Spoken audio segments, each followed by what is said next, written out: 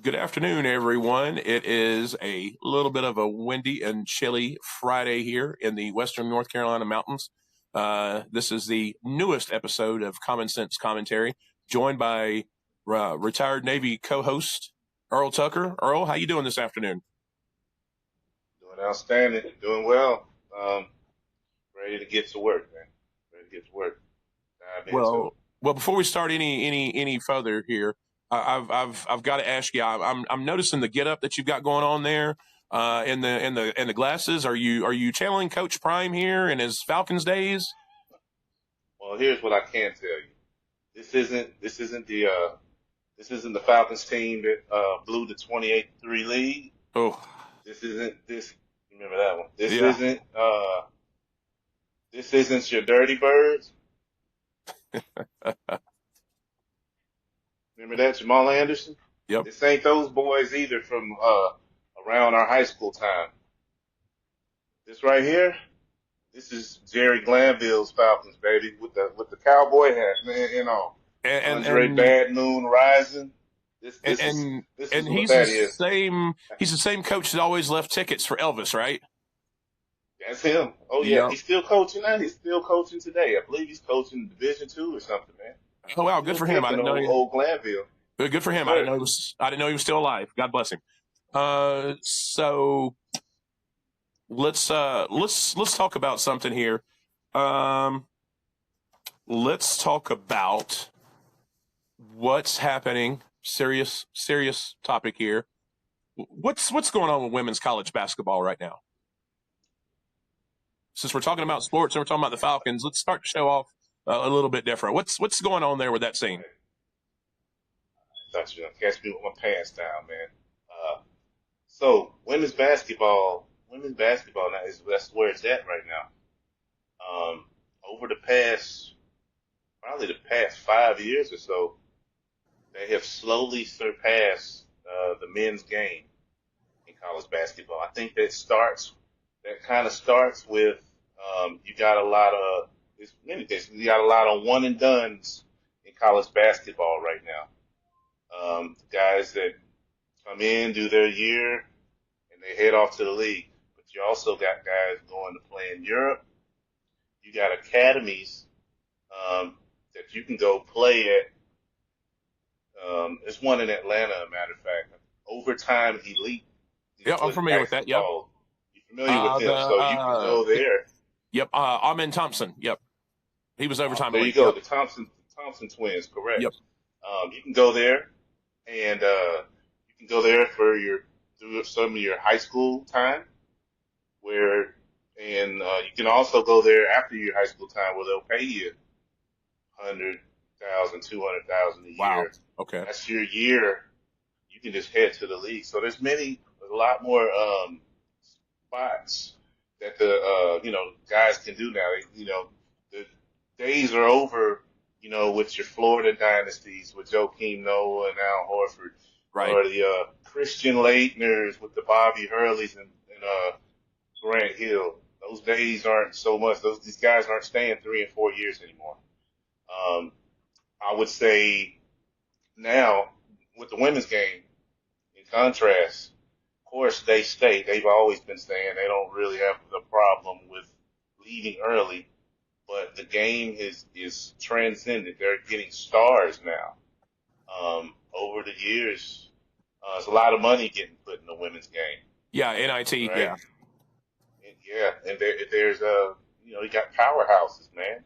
You got the South Carolina Gamecocks where I lived in my backyard. You got UConn, you got LSU, you got Notre Dame, and uh, most people, players on these teams. And let's keep it real. Over the last 2 years, the Caitlin Clark effect is real. Yeah. That really threw me in. That hooked me. That hooked me. And I'll leave you with this one. I'll put it back to you. In the office now, the bracket challenges we used to have. Oh yeah. Um, we're not printing out the men's brackets anymore. Let's just say that Oh wow. we're printing out the women's brackets now. So it's crazy. It's crazy. It's been a change, man. Trailing on that, just a few days ago, I went through a McDonald's drive-through. Yeah, I know, bad. I shouldn't have done that.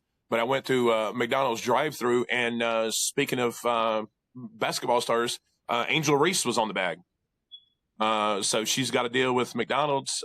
Angel Reese from LSU, another dynamic player, and I agree. I think not taking away from Swoops and Lisa Leslie and that first generation in the WNBA that came up from Connecticut and Tennessee and some of those schools, but these girls seem like they're much more conditioned and athletic. It's a completely different game. It really is. It's like I would equate it to watching NBA games in the early '90s with a lot of dunks and big men like Shaq and David Robinson and Elijah Wan and Fat Lever and some of these guys. And you had all these guys that were acrobatic, and it was all about power dunks. And I could only think of a couple of guys, and Reggie Miller is the first one, that was really just kind of hanging back, shooting threes. And this generation now, especially in the NBA and even in college, it seems like it's more about a 3-point game, staying out, getting open, moving the ball around, and being able to, hell, I would rather drain a basket and get 3 points versus 2. So I think that's kind of a mentality right now in the game. If you've got one or two guys that are very strong that can play the paint, but then you have these quick athletic guys on the outside, and you can stack up some threes.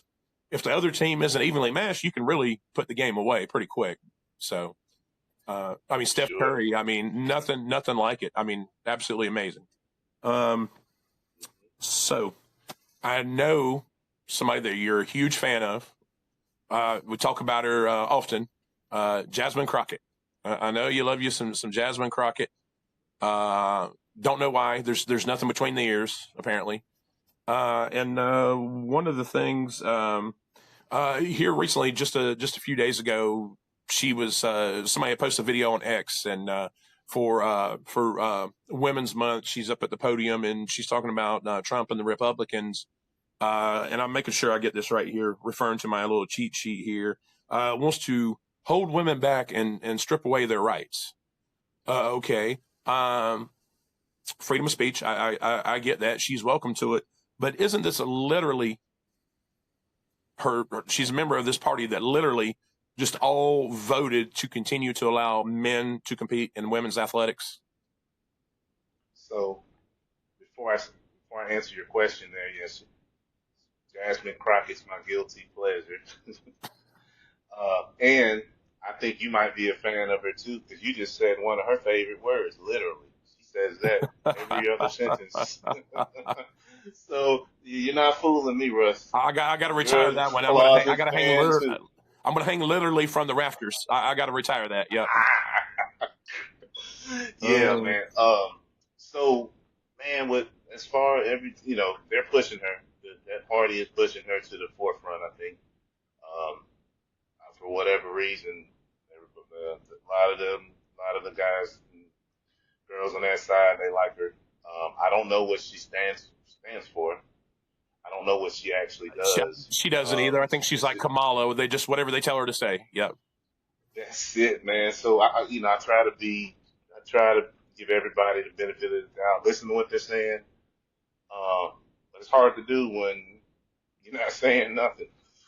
Nothing's being said. It's just mud throwing. What she said the other day. What is $5,000? What are we gonna do with $5,000? You know what I mean? Like, what are we?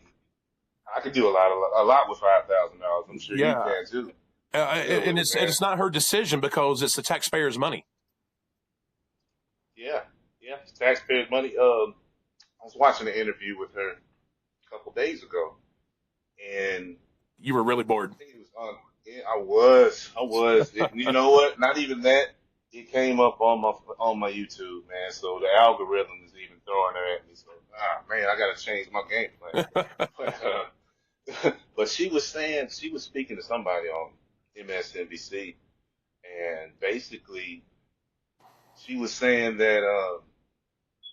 she was talking about Elon Musk, basically saying he needs to check in with her to discuss the game plans because they didn't vote him in.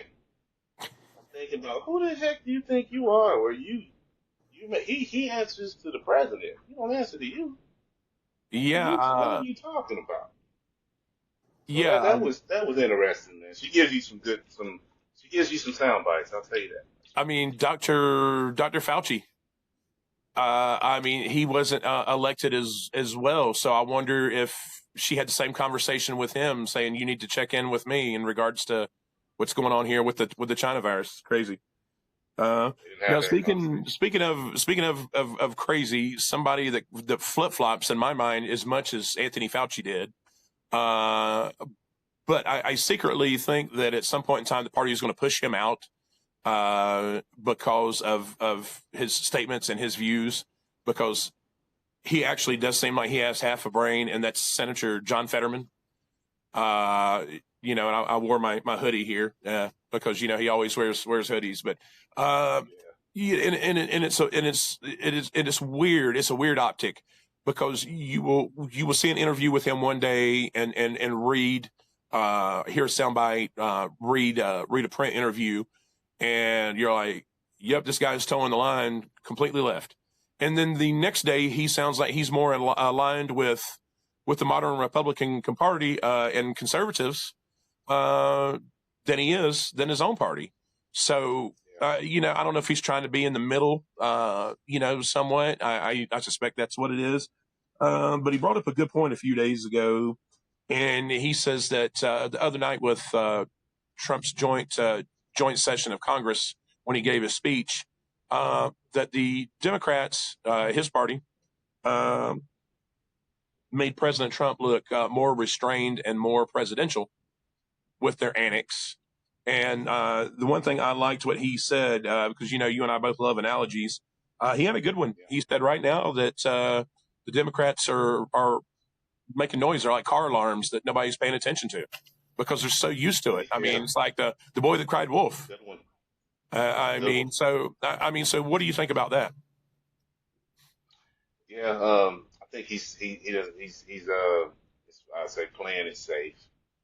He's playing it safe. He's not trying to step on anybody's toes. He's already been in the middle of he was really in the center of everything, during COVID and a little bit um, after that.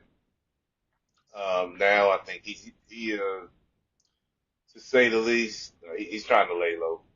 He's trying to lay low a little bit. Try not to, try not to, you know, piss anybody off, so to speak. Well, now, do you think part of that is because he wants to remain in his position as a senator, and he's trying to look good in front of his constituents, so he's not trying to rock the boat? Or do you think that he would be someone that, because he's showing how in the middle he is, or he's trying to show it, do you think he might be someone that would throw his hat in for the Democratic Party nomination in 28? I say the first one. I personally don't foresee him throwing his hat in there. That's just from what I've seen. I mean, I could be wrong. Um, but yeah, I think it's more so to keep his current position that he has, Hey, um, hey, more makes than anything. I don't think he's running for office. But makes you never know, bro. well, You never know. they said Trump would never run for office, and it's See president two what we times got now. now. Yeah, So yeah, another thing too, talking about that same speech from a couple 3 days ago now, there's been and it's all online, it's on X, and I'm sure other platforms, but there's basically a list of all the things now that the Democrats during that session didn't applaud, didn't stand for, and applaud, and I didn't catch it at the time because in Wednesday's show we were talking about the little boy DJ Daniels, and we were talking about the young man that yeah. is got accepted to West Point.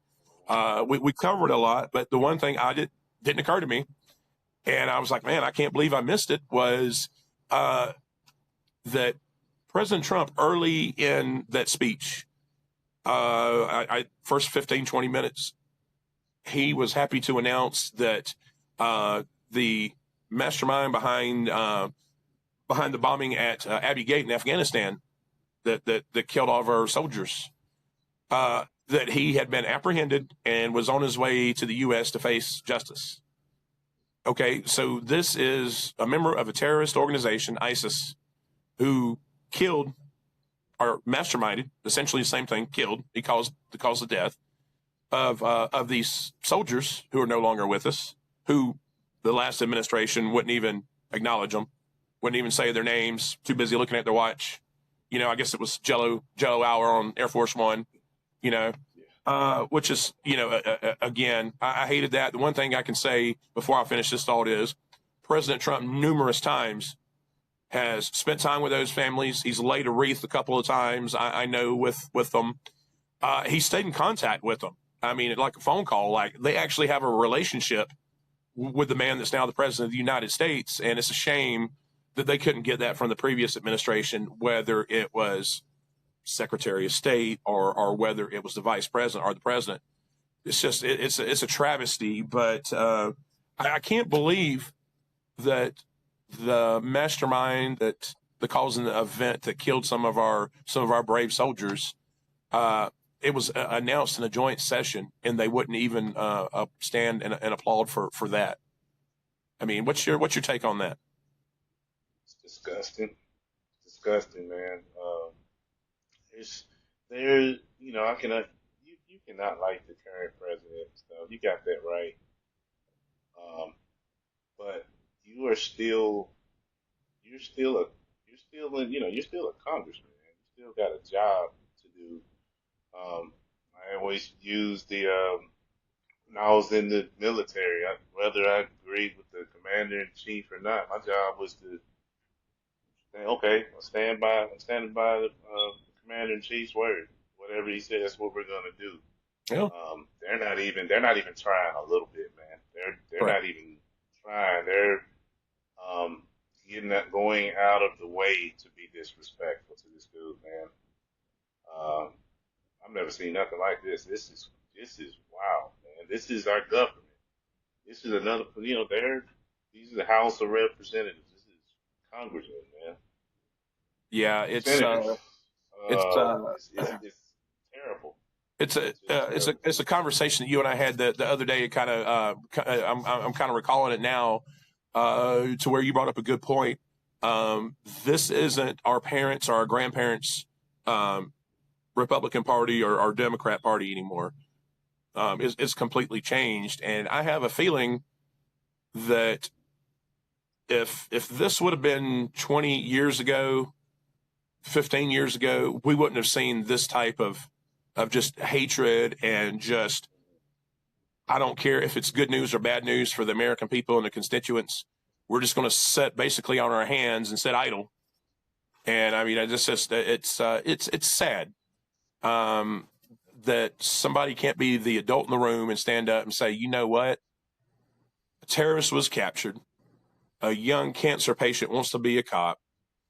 A kid that wants to go to West Point and be a legacy because his family were service members. He wants to go to West Point and then go and protect and serve the country that you live in. Yeah. Guys, what are we doing here? I mean, are we here for movie and popcorn? I mean, shouldn't we? I mean, we all bleed red. I mean, it doesn't matter that, it's like this. Here's my point here. I'm not trying to ramble, but here's my point. Okay. I'm a married man. You're a married man. Okay. Have you ever had a disagreement with your wife? Okay. Okay. So you know where I'm going with this. I'm same way here. All right.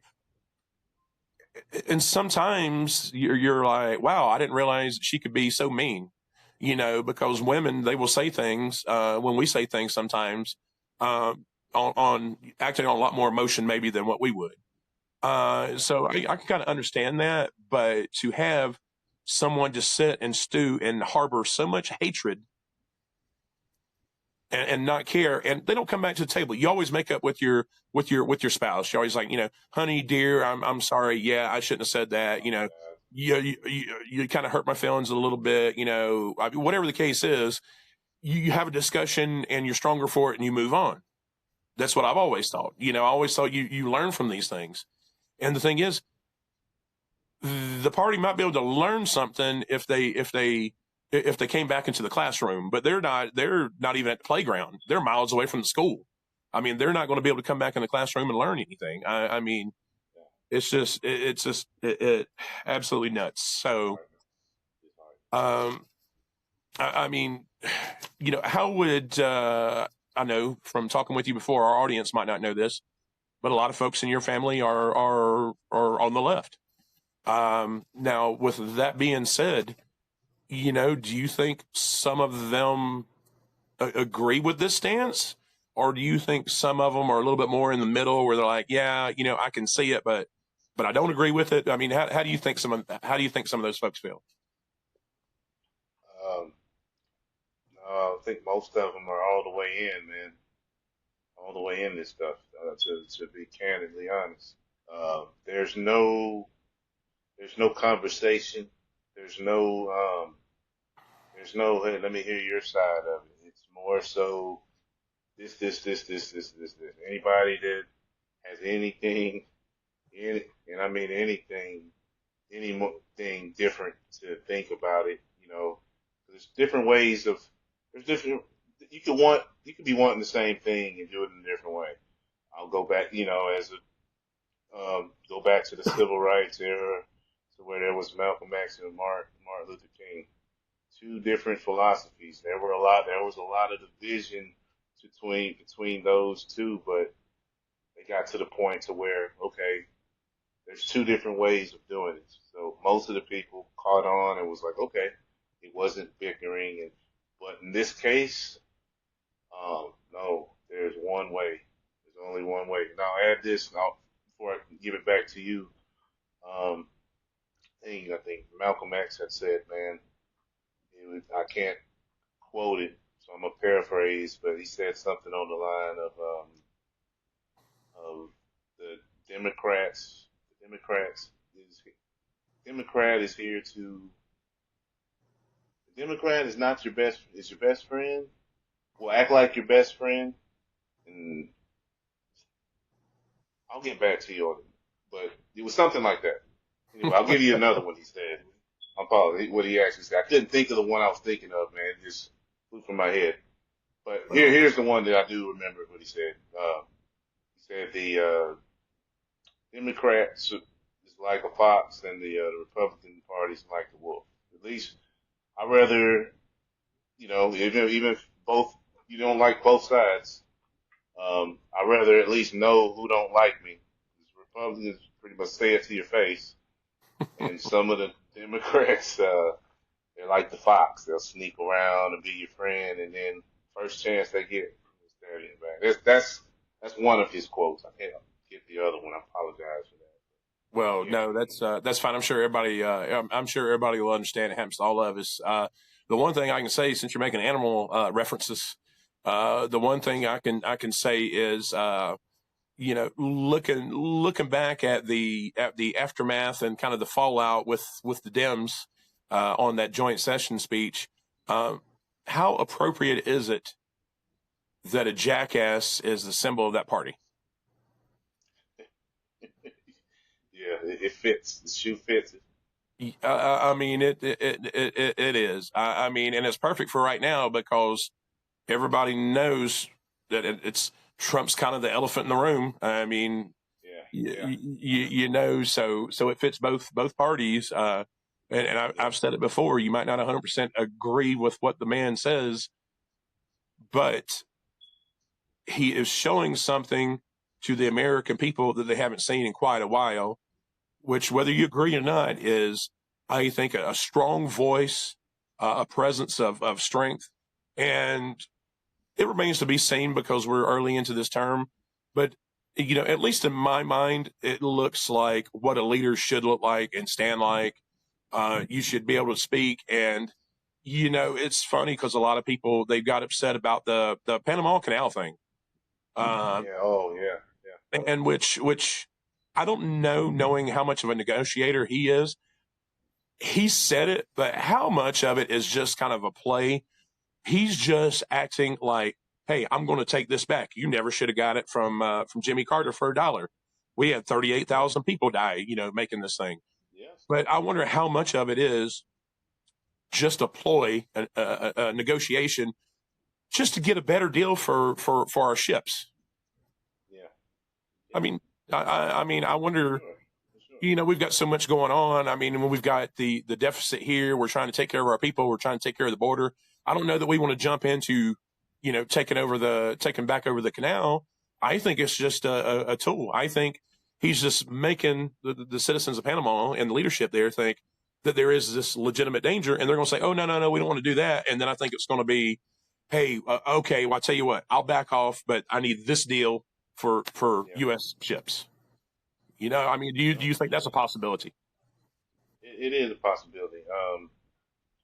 You got that going on. The I know they are going to. He mentioned building. The shipbuilders building more ships Yeah, yep. as well and everything. That's a. I think that's a great goal to start doing. It takes a long time to build ships and build your fleet up. Um, but we definitely need to get going in that direction in order to be able to build those ships. We're going to have to hire the people to build them. You know what I mean? And Yeah, it's bring more it to full jobs. circle. It's more jobs, the money we're getting back that we're wasting on condoms sent to Gaza or something. That $50 million would go a long way to help out with that. And not to get too far off topic, Russ, but we're not the biggest navy in the world anymore, man. Yes, the Chinese. The Chinese, and let me tell you, man, uh, you want to talk about a threat? Um, there's Russia and there's North Korea. In yesteryear, the Chinese ain't scared of us, man. I can tell you that from experience about 2 years ago. When I was out in Sea of Japan, man, there's a carrier out there. We got a line where they can cross. Man, they they're towing it. They're looking at us. You see their lookouts out there. Chinese, man, they took over a Filipino ship. They took over that ship a couple years ago. They're dangerous, man. They're dangerous. We need to build these ships up. We need to Well, build that's them. that's that. Yeah, that's very Growing the good. I know Navy. you, and I know you appreciate that from your time in the Navy, because I mean we do we have a lot of antiquated equipment now because we haven't reinvested in it. And something else I heard of watching a news program a couple of evenings ago briefly. Um, and there was a reference to our Air Force, our airplanes. Even though I think we have a new fighter jet that's supposed to be coming out that's unmanned, it's almost like a drone on steroids, for lack of a better phrase, I think. Um, but it looks more like a fighter jet from the pictures and the renderings I've seen. But they're talking about some of these other countries, but specifically China has has they're leaps and bounds ahead of us as far as fighter jet technology. Because in some aspects, I think one of the things was, and I was surprised it was this old. We're talking about a cargo plane, like a C-130. And my understanding was C-130 was introduced in like 1956 or 57. It's been around a long time. We're still using the C-130, basically the same, but in comparison, we're on one and two gen jets and planes, but the Chinese have gotten ahead of us, and they're on generation 3, 4, and 5, Yeah. which is Oh yeah. pretty scary because they've sat over there and quietly. And I've seen they had Quiet. this. They had this. I don't know if it was. I think it was a carrier, and this thing looked like something from space. I mean, have you seen the one I'm You talking about? know, You know what I'm talking about? Yeah, it looks like a I've seen spaceship that on one. water. Yeah. Oh yeah. I mean, They're which catching is up. scary. I mean, how much intelligence do we have on that? Do we have very much? I mean, I haven't heard too much about it myself. I honestly have to do the research on that. But I know they are catching up with their carriers. We got them beat with the carriers. Our nuclear carriers are pretty amazing, man. They can do a lot of things. But these guys, man, they are like you said, they're quietly, they're not putting a lot out about it. They're quietly getting it done, man. yeah, They are a threat, man. I really yeah. think so. A lot of people aren't talking about them right now. But don't forget about those guys. Don't No, forget no, about no. the It's Chinese. no, it's scary stuff. I mean, it's not to keep people from sleeping at night, but I mean, it's easy if you look at the capabilities that a country like China has now, and how they progressed, and what was it they built, that the island chain basically out in the ocean. I mean, just Yeah, took like a small speck of dirt, and now they've built it up, and they have airfield and a base there, and oh yeah. I mean, it's crazy, and I think it's a matter of time, maybe not so much now with this current administration, but if heaven forbid, for I hate to say this, but if Kamala would have won, they'd probably be invading Taiwan. I wouldn't put it past them, man. I Yeah, would not. Those guys, they're nasty, man. Them yeah. Chinese, they're nasty, bro. So so Yeah, so switching gears here a little bit. Uh, sure. I know you're a big basketball fan. I'm not so much as I was years ago.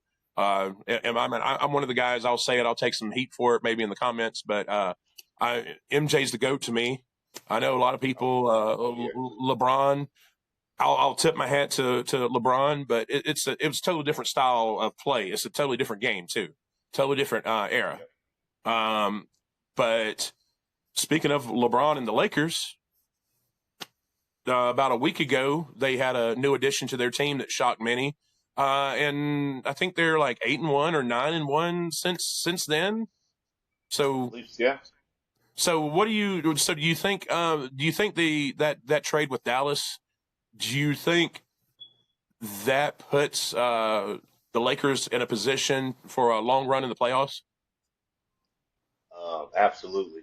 They only have 1 or 2 years with Bron to do Yeah. so, but I say that puts they're in great position. They're number two in the Western Conference right now. Wow. Dallas is about to fall out of the playoffs right now with Anthony Street Clothes Davis that they have now. He's not playing. Um, but yeah, man, here Dallas completely lost that trade to me, man. Yeah, I agree. Here's here's what I read about it. Mark Cuban is a minority owner now. He Okay. doesn't make those decisions no more. Mark Cuban's a basketball guy. The owner, the majority owner that they have now, are not basketball people. They have another agenda, something else they're trying to do out there in Dallas. I can't remember exactly what it was. I'm doing the research. They're not basketball people. I've heard they might be trying to move the Mavericks to Vegas. Oh wow. They Okay. they got a plan. I don't know if it's gonna happen. So they didn't care. They don't really care. They just got a team or whatever. I think also there's things that we don't know about with Luca and that I whole just organization. his conditioning's always been an issue, and It's being been able to an stay for years. issue. Yeah, he doesn't. I think Yeah, he's only what 24, 25, but he doesn't. I don't think he takes care of himself like a seasoned vet does.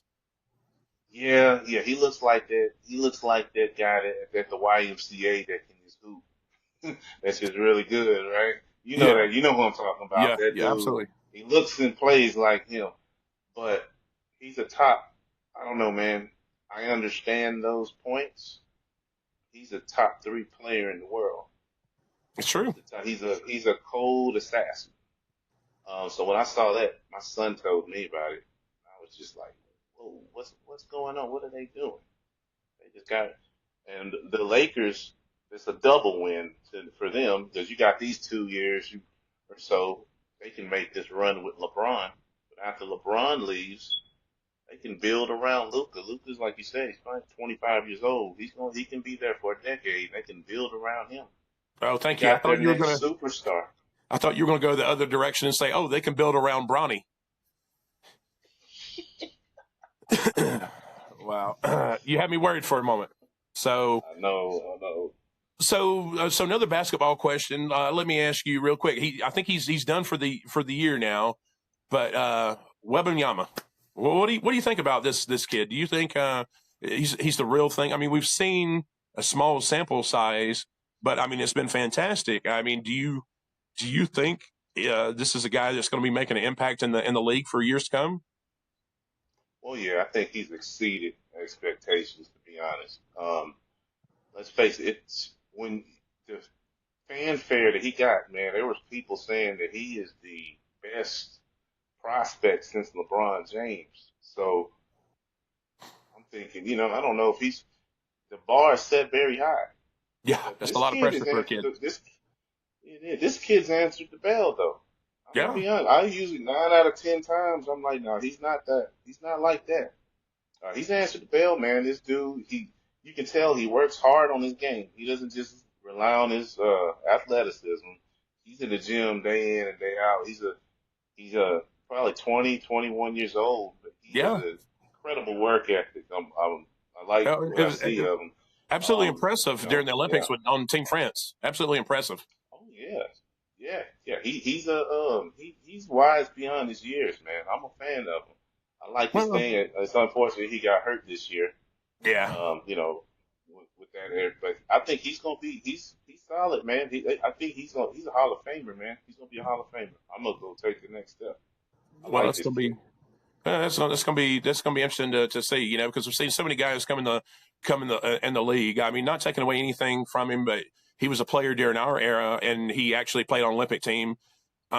Stand out and a teammate of Grant Hill's at Duke, Christian Leitner, and everybody was so impressed about him. And then I was like, yeah, I don't know. And then Sean Bradley was the next thing, and I was like, yeah, I don't know. Bradley. And then Cherokee Yeah, Parks, and I was like, definitely not. No, no, no. And I mean, I think Christian Leitner hung around for a few years, and I mean, all those he guys I got talked three. about are white, which is irrelevant. But I mean, because there's been guys like Steve Nash, and Danny Ainge who were fantastic players. Uh, Yeah, but it's just that you see these guys at a young age, and I think everybody kind of felt a lot differently about somebody like Steve Nash, as a young guy, not that he was the caliber of Wemby, but it's interesting to see that the pressure that these guys come under, and I mean Grant Hill was another one. He had a lot of pressure, yeah, and he did. he was a guy to a certain extent. I mean, was a force. He was exciting to watch, but I think his he got to his peak real quick, and I think he was an above average player, for the latter part of his career. But I mean, this is the thing. I think when you have a terrible professional basketball team and you get that first pick in the draft or second pick, you've got one guy on a team that's mediocre. That's how come you got the draft pick, and it puts so much pressure on them mentally, but I think physically, because you're trying to carry a team and you're fresh out of just doing homework in college, Uh, Oh yeah, so, very uh, true. that's my rant about basketball. So now, one other thing here, and we'll wrap it up for the weekend. Um, what's the wildfire situation going on there since you're in South Carolina? So it's getting more containment now. It's still you can still see the smoke in the air. You can even see it from North Carolina, that part of North Carolina, because it's Yeah. close. Um, I'm about an hour and some change from it myself. Uh, it's getting containment now. The situation's getting a lot better now. The questions are, how did this start, man? Is it man-made? Was it just a complete accident? What's going on? There's been people talking. You got the Maui fires from a couple of years ago. You got the LA fires that just went down. Yeah. Um, it's a looking like a trend, man. What's really going on? And all these places are near the ocean. Um, Another coincidence. I don't know. I'm just asking the questions, man. So there's people asking questions, man. I'm glad. I don't think any lives have been lost as far as I've seen. I haven't seen Oh, good. anybody report that. So thank the Lord for that. Um, but yeah, man, it's scary, man. I saw that in the Carolinas. I'm sitting here like, oh my goodness, man, wildfires. I'm used to that stuff in California when I was out there, but Yeah. man, we over here now. Whoa, I Yeah, don't know, man. especially being close to the water, not too far from the water. And for people that don't know, South Carolina, there's a lot of waterways, there's a lot of lakes and ponds and things like that. So every once in a while, you can think, okay, maybe a farmer or a business or somebody just doing yard work has a brush fire, wind picks it up, dry conditions carries it, but you're kind of have water all the way around, so that's why you never have anything that burns up thousands of acres. And we have them here in North Carolina right now. Um, I think it's around Saluda, North Carolina, but Hmm. those are small in comparison. And then I think this little bit of rain helped from this most recent storm. We have No, more yeah, rain on the horizon too, so I believe that'll help. But yeah, our thoughts and prayers are with you and your family and all those that potentially could be affected. Um, and it's Friday. I really don't for this one episode on Friday. I really don't have any more to go on about and talk about. But the good news is we have the break, we have the weekend. I'm sure the Democrats are going to give us all kinds of material over the next couple of days. And I mean, these people, I mean, just stay away from the cameras, stay off of Twitter. I mean, that's probably a piece of advice I could give them right now to if they have any hope of saving their party, guys. Just you ever see Chuck Schumer? That guy, yeah, like, yeah, he yeah. should have been a Hollywood actor because he loves the camera. He's walking through the Capitol and he looks in the rotunda and it's like, oh, camera, and off he goes.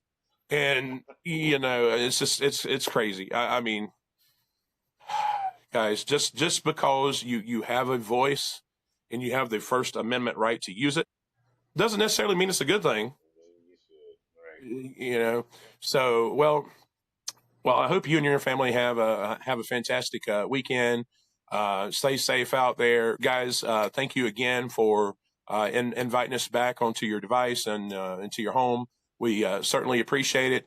If you missed it, go check out our video from this past Wednesday when we were dissecting the joint session speech of President Trump. Lots of good things. Lots of good things there. Lots of different takes on things that Earl and I saw, um, and a couple other topics in there too. And next week, hopefully, we've got another one or two or so coming out. Lots to talk Right. about, and we hope this episode is the first one. There's been so much to talk about in the political universe and realm right now that we got to talk about some other events finally, with a little bit of sports and all. And this is what we want to continue to do. We want to mix it in and try to give you a little bit of tidbit, so that way, if you don't have a lot of time to dedicate towards news in the evening or in the morning or a sports center, you can talk a little bit intelligently with your coworkers around the water cooler at work. You know a little bit more about women's college basketball. You learned a little bit about Jerry Glanville. You've learned about a few of these things, and kind of that the Lakers look like they might be for real and what's going on there. So,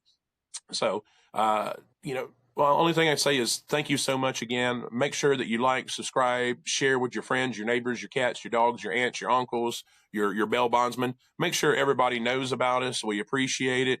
Again, if you have anything to add, any comments, positive, negative, but we really like the positive ones, make sure that you hit us up and you share those. You can message Earl through Twitter, myself there as well, on Facebook. We have the YouTube channel. So make sure you reach out to us. And if you have a story idea, let us know. Earl, buddy, I appreciate it. I look forward to the next one. Have yourself a good weekend. You too, man. Take care.